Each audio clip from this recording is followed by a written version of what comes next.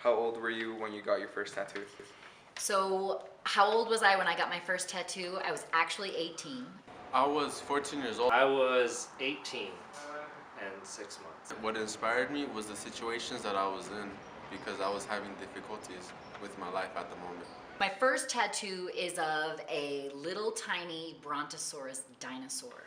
And when I was 4 years old, I decided to study paleontology, which is the study of fossils. And fell in love with Brontosaurus. It's my favorite dinosaur, the one with the long neck and the long tail. And it was just something that always had a lot of meaning to me for knowledge and freedom and going to school. And that was my first one. The guy was very, very professional. They did a really good job. They kind of coached me through it. Very clean place. And the shop was clean, it was great. I brought in my design. She was very kind and nice. I didn't actually go through the tattoo shop, but instead the person who gave me the tattoo came to my house and gave it to me there. I was actually scared of the pain. I was wondering if it would hurt, but everyone just kind of, when I kind of got it, it just felt like someone was just scratching me. It was just kind of annoying. I was with my girlfriend, so I was like, whatever I do, I can't cry or say it hurts and everything. So yeah, it was kind of funny. The pain from 1 being not the worst to 10 being the worst, the pain was at least at a 7. 3. It did not really hurt much at all. You could compare the pain to at least say a wasp biting you certain times at certain areas, but at the same time it only felt like 10 people were pinching you at once.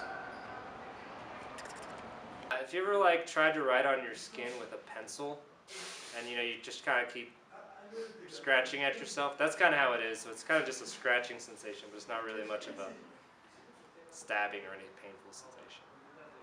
You get this feeling of butterflies in your stomach, and kind of like you feel like the veins and arteries pulsing with blood, and you kind of get intense, a little bit sweaty, like you feel kind of like a little bit dizzy and sweaty, and that's sort of like that adrenaline feeling.